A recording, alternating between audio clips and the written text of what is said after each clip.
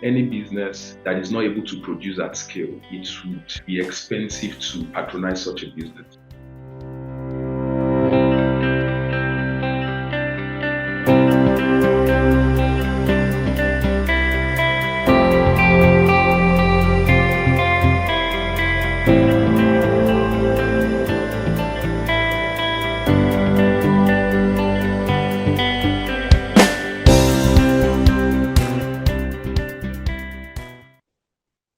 Nigeria generates over 32 million tons of waste every year, and sadly, less than half of that is collected formally. But amidst these challenges, there are entrepreneurs, youth groups, and informal workers that are pushing to build secular solutions from the ground up.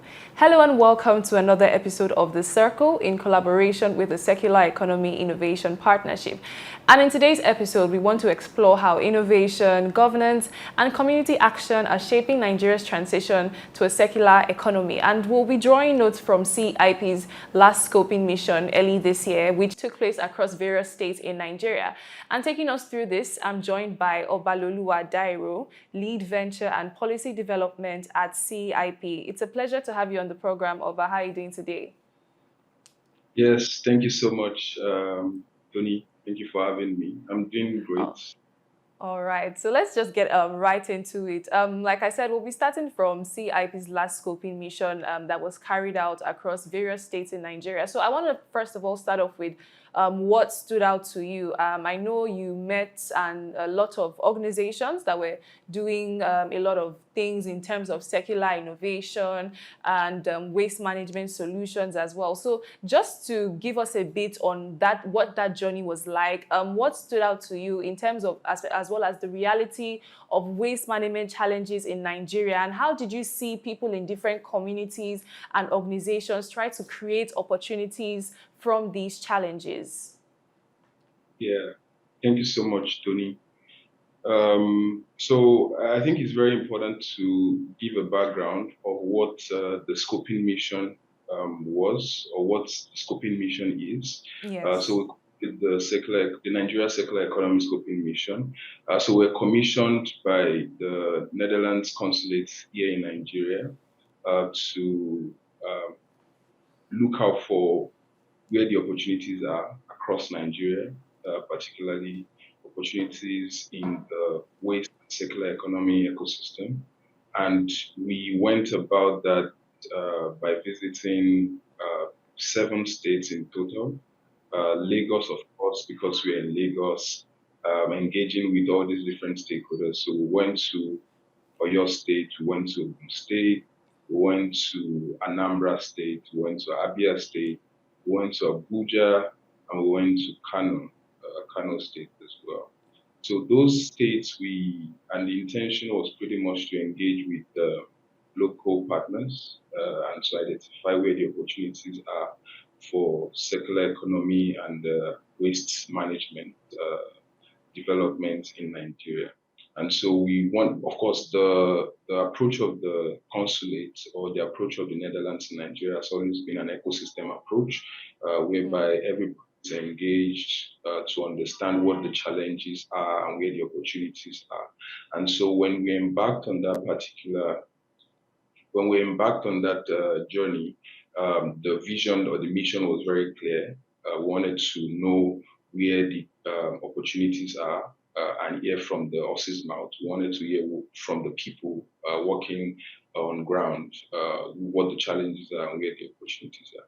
And so we engage with all the different types of stakeholders, the government, the private sector, and also the academia and any other person that we believe is integral to the conversation within those different locations. And one of the key things that we discovered was the fact that there were a lot of people, there's a lot of awareness that is ongoing, and there's a lot of emerging zeal to use the secular business model, both from the public sector side and also the private sector side. Of course, pretty much it's driven by the interest of the entrepreneurs, the interest of the innovators, and also supported by the the work of the policymakers, the government, and the public sector players.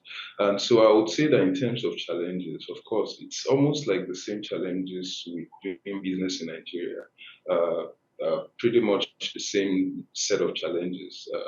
Which one stood out for me would probably be the financing, because the financing is really very important.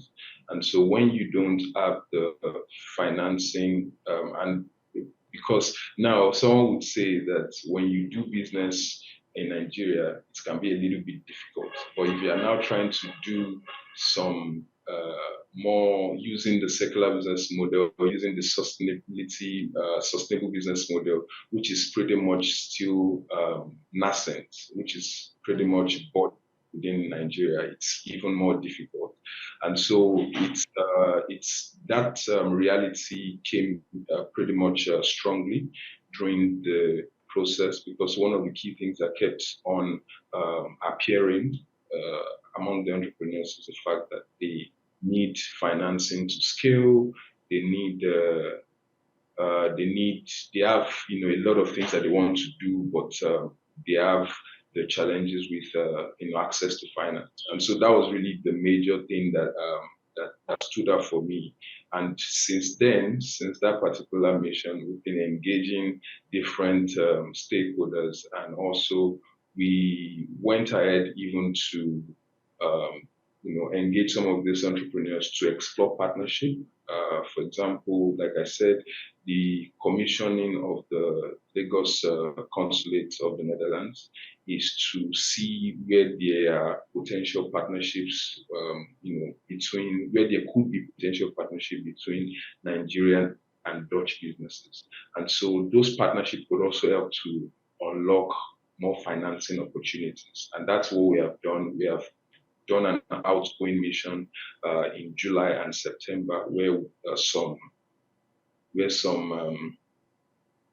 some entrepreneurs and public sector players were taken to when joined us to the Netherlands to explore opportunities for collaboration, and that's where we are at the moment. We are also planning for the Circular Economy Week, where we are going to be focusing on more action, where we're able to bring all stakeholders together and see how we can forge solutions rather than all the different complaints and talks. So we want to come together and see how we can build a pathway towards such challenges as financing. What are the different levels of bottlenecks that we need to get out of the way? Is it policy? Uh, is it structuring? Is it governance? Is it awareness? Is it education? What are the different things that we need to put in place so that we can, take things forward within Yeah.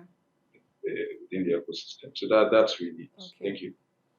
All right, thank you so much. And I like that we're getting to the topic of financing in when it comes to the secular business model. And in looking at that, I'll still go back to that. But now, what I want to look at is what I want us to discuss is some contrasting school of thoughts when it comes to the secular business model in terms of the business opportunity. Some people see it as, oh yes, it's a big business opportunity, it's the next big $1 trillion opportunity. But others believe that it's too costly and it's unrealistic, especially in developing countries like Nigeria. So as an expert that your organization is and as an expert that you are, I want you to let us know, where do you stand in terms of it being a big business opportunity, and also it's also being very costly, especially in a developing country like Nigeria. Where do you stand between that school of thought?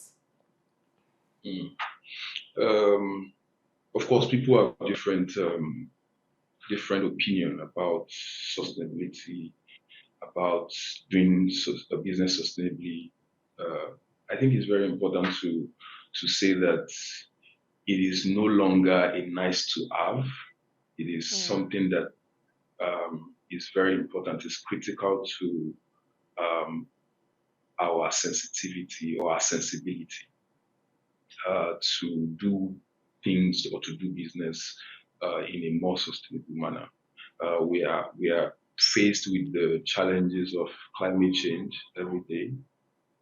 The reality of the fact that the resources that we thought are infinite, uh, the reality is gradually dawning on us that those infinite resources, or continually getting those materials from the environment and dangerous. For example, you see people, the fact that the population is increasing, and then we want to reclaim lands. As we are reclaiming lands, we are seeing that we are seeing the impacts with flooding. Typically, we see that these resources, land is not infinite as we thought it to be. You Yes. know, our raw materials are not infinite as we thought it to be. And so that gives a leeway into the conversation around how we can then be more responsible in our management of our environment. There are people who have lived before us who did not do things in such a way that we who are living now are not able to live.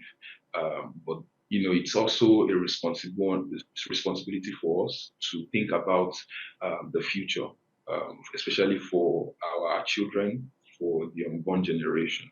And also, of course, that's one from that particular side of responsibility.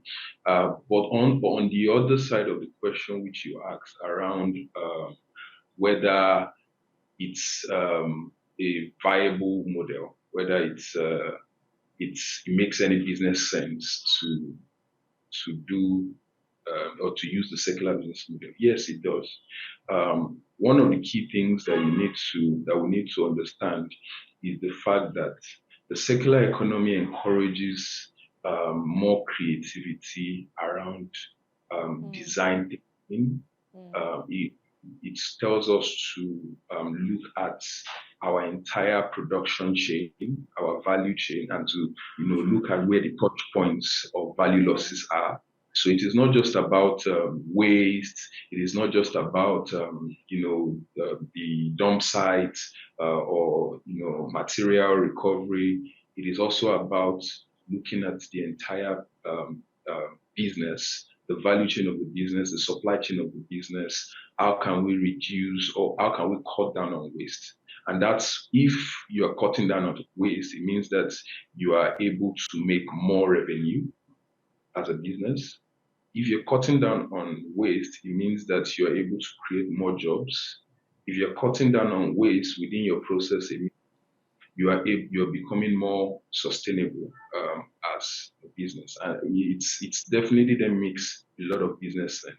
But in terms of entrepreneurship, speaking to where we are at in terms of entrepreneurship, new businesses, because there's a side of transitioning from a linear process for existing businesses into more secular models.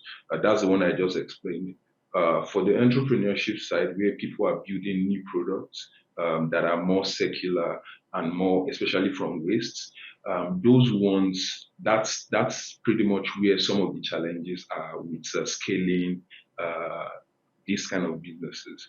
But I make bold to say that any business that does not that is not able to produce at scale, it would be expensive to patronize such a business. And so it brings Yes. us to the question of how much financing, back to the financing. Yeah. Many of the entrepreneurs need the financing to be able to cut down their cost of procurement, to be able to cut down on their cost of operation, And so if you're able to produce at scale, you're able to sell cheaper. So it's a case of demand and supply. So, and also the case of commerciability and marketability. So if the market, so we have to be early adopters, seeing because I already mentioned that there's a responsible side of it, where as a business and as a consumer you want to be more responsible because you have the reality is dawning on you that Mm-hmm. we are seeing clearly the impact of climate change and all the things that we do to our environment. And so from that responsible side, you can be the early adopter for those kind of products where you say that, okay, even though it's a little bit more pricey, if I keep buying from them, or unlock more, if I unlock more financing to them, as for example, maybe as a VC or as a financing institution, they are able to produce at scale, and then they are able to sell cheaper. So those are the different dynamics that we need to work around to for us to be able to prove that the Mm. circular economy or circular business model definitely has the potential to replace the linear way of doing things. It has the potential, and it has the potential to even give us more revenue, because when you Mm. cut down losses in your value chain, you're able to make more revenue. You're able to, and even many businesses are already testing the waters with it. You see that many of the multinationals, they are becoming more efficient, because one thing about the circular business model is efficiency. So that's resource efficiency is one of the key tenets of the Yeah. circular business model. And many of the multinationals are already seeing that, okay, I can be more resource efficient, I can do more with little. So people are thinking more about how the whole value chain looks now. And so that's what we are trying to say, that if we can see it, if we can see the impact of this at this level that we are doing it at the moment, then the potential is great. And so we can do more to both on the consumer side and also on all the different stakeholders involved to encourage the adoption of the circular business model. All right. Thank you so much. And still a bit maybe on the finance aspect. I mean, considering that the secular business model has this much value and potential, what exactly is causing these gaps in terms of accessing finance? I mean, usually when we get to those kind of topics, it's the government is usually at the heart of such challenges. And I know that CIP does a lot of policy dialogue. So, I mean, considering that you have had relations with the government, would you say that they have not created an enabling economic environment for the secular business model? You said that yes, there is awareness, but even in awareness, there can still be ignorance on some certain actions that need to be taken. So how do you assess the government's response in terms of access to finance for secular business models? Yeah, so I'll say that there's a lot of work that needs to be done. While we are already scratching the surface, um, there is still much more work to be done. So this is what I mean. So the government is doing some work, and we have to be honest with our assessments Mm, compared to some 5, 10 years ago. The awareness true. and the Mm, responsiveness of government yeah. towards the environment and the circular economy is much more better than it used to be. And so that's True. that's on progress. So that's on progress. However, there's still a lot of work that needs to get into that. One, policy, we have policies in place in India. We have a lot of great policies. For example, we supported the building of the circular economy roadmap, where we have a couple of amazing things, integrated into that. And also a lot of other dialogues from the National Council on Climate Change to all the different government MDAs that are working tirelessly to put more right policies in place. So yes, I would say that yeah, the government actors are making progress. However, where the more work needs to be done is actually implementation. Implementation Mm, is very key. yeah. Implementation and harmonization, because there's a question around, there's a climate, there is the circular economy, there's the different policies, there's the just transition, we need to harmonize because all these different policies in different places, in the different Yeah. sectors, the energy sector, all of them we can harmonize. We can find a way to have it all Yeah. within a particular plan. So Yeah. harmonization and also implementation is very important. And also we need to understand that government needs to, step in to support. Um, Businesses. Oftentimes, what makes the secular business model, get a footing in any country is the government policy support, government support. In fact, incentives are really important. For example, I know in some countries you get some, incentives for, using the secular business model, get Yes. some incentives for supporting the adoption of secular business model as an organization. So these are some of the incentives that we need to also get. Is it tax rebates? Those are the different sort of things that need to also be integrated into policies so that the multinationals, the big companies can have some incentive to even say, oh, we want to get more into, supporting open innovation. We want to get more into because if they know that if I do those kind of things, I can get some, possibly some tax incentive and all that. So we need government policy to be able to create that because the innovation and the entrepreneurship ecosystem needs all these different people coming into place. And if there's no incentive for those people to come to support the ecosystem, they would not want to. So because it doesn't make any sense as it is. So if I'm not having any incentive to Yeah. do it right or to support this kind of business, but then what's the point? Then, of course, there's also the EPR. The EPR is Mm. also growing, the extended producer responsibility. Yeah. It's growing. We are currently, if I'm not mistaken, we have four EPR or four PROs, the producer responsibility organizations already in Nigeria. We have the FIBRA, we have the EPRON, we have the ARBR, and I know that there's one for Thai as well. So all these conversations are are together. We need to strengthen our EPR system.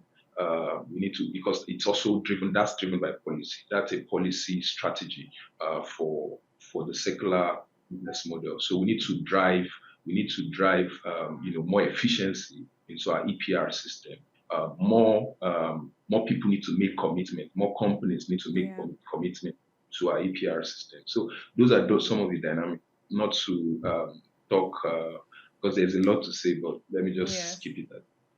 All right. Thank you so much. And something also I want us to discuss a bit on. When we speak of circular economy, the first thing that comes to people's mind is just okay, recycling, and people just see that as the only thing on circular economy. But of course, from what you've said a bit on that, of course, it speaks on resource efficiency, and it's a lot more. So I want you to break down to our audience a bit on what really makes a business model truly secular. Yeah. So I think I usually would always respond with the easiest way that I like to communicate it. There are 5 R's that I would say comes in very handy. So the first one is the R of reduce. So I mean of refuse rather. That's the word, refuse. So usually and this is not just to the business, or it's also to the audience, to Lifestyle. Yeah. the average Nigerian or the average person. You know, we have this insatiable um, want for materials. We just Mm-hmm. want new things. But the question then is, what the circular economy tells you is to refuse. If you don't need it, why do you need to take it? If you don't need it, why do you need to buy it? So if you don't really need it, so it questions your why. It questions your why. The circular economy asks you that difficult question of why are you doing this? Why do you need this? So you refuse it. And if you cannot then refuse, how about you reduce it? So Mm. that's that. So reduction in your footprint, reduction in your material use, reduction in the number of places you want to go, where your emission then is all over the place, your footprint is all over the place. So if you cannot reduce, then you can then reuse. Now, if you cannot reuse, you can then repurpose. If you cannot repurpose, then the last resort is recycling. So you see that it gives you an understanding of the fact that in the circular business model, for example, the design is where the work starts. You Mm. must design for longevity. So you're designing a product now. You should ask yourself, how how long will this particular product last?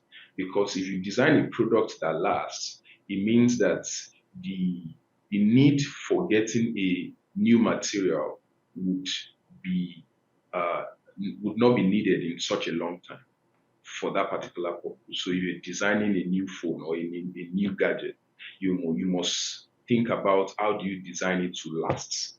And then also in the design is where you think about how do you how easy would it be to dismantle at the end of life so that materials within it are easily recovered and recycled, because you must also design that at the end of life it's easy to recycle this particular Yeah. product. So those are the responsible things that you must put in place as a producer. So it starts with design. Circular Mm. business model starts with design. All right, thank you so much. We're almost out of time, but finally, just to wrap up, why should everyday Nigerians, the average Nigerians, not just policymakers or entrepreneurs, like you said, why should they care about the circular economy? What is in it for, the average household, and how can they be a part of it? Yes, thank you so much. I think it's very important to state that the circular economy in itself is not something that is new to us. I'm sure that in the Mm. course of our conversation, you'd have maybe picked one or two things as an audience. You'd have seen that okay, some of these things I already do them one way or the other.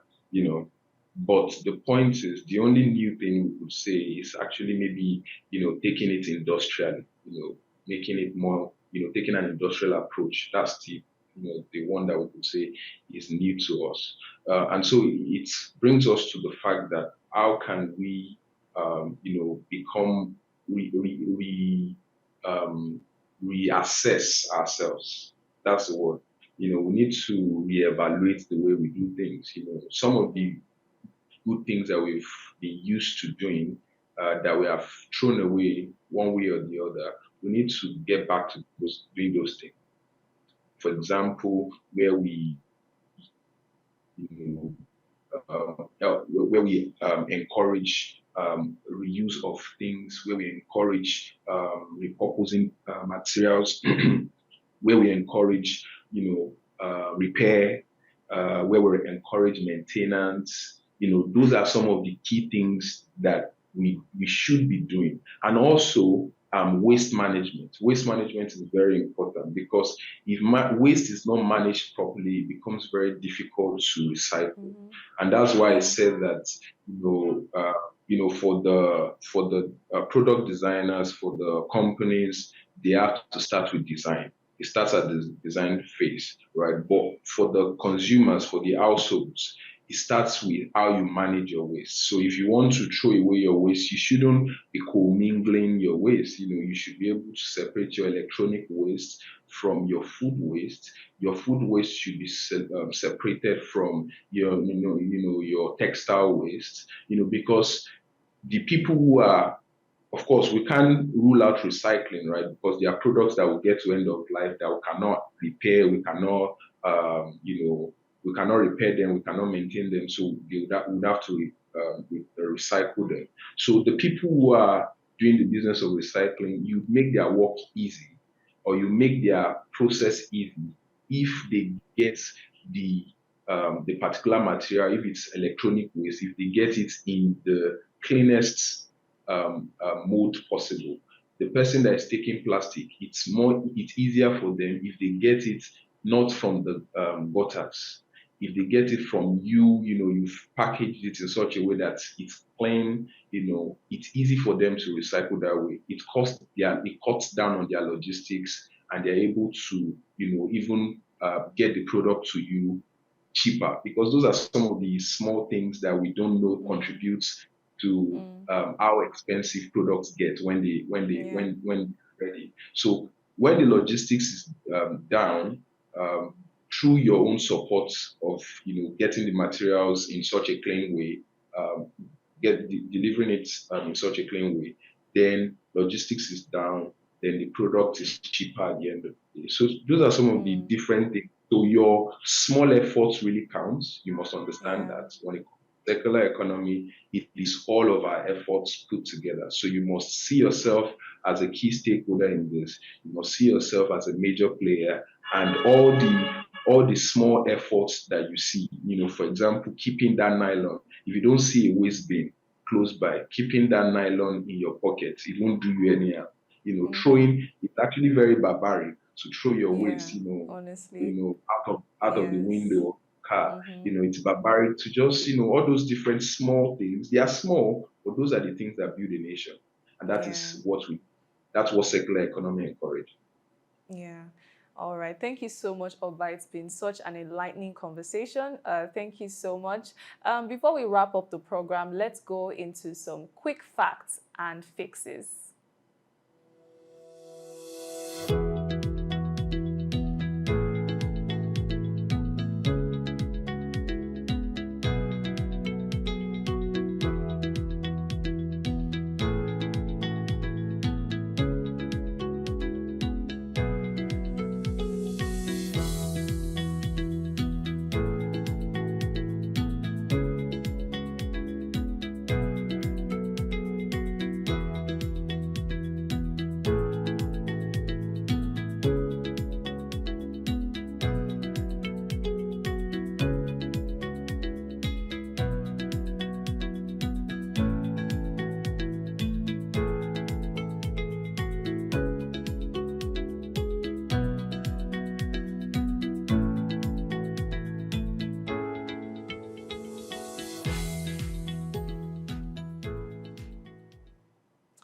All right. Thank you so much. And to my guest, Oba, as well, for taking us through that enlightening conversation. Like he said, the small efforts matter a lot and they have an effect. And so the circular economy should be a new way of life for each and every one of us, thinking as Nigerians and average citizens. It starts from how we sort our waste and support, eco enterprises, and how we choose to handle recycled products. Of course, it's very important that we help create cleaner cities and better jobs. And like our guest has said, these little things actually help and affect how we build our nation and, of course, resilient futures. So that's a wrap on today's episode of The Circle. Be sure to let us know your comments in the comment section and what more you love to know and see on the circular economy and the circular business model. Till next time, I'm Tonya Gubanjo. It's bye for now.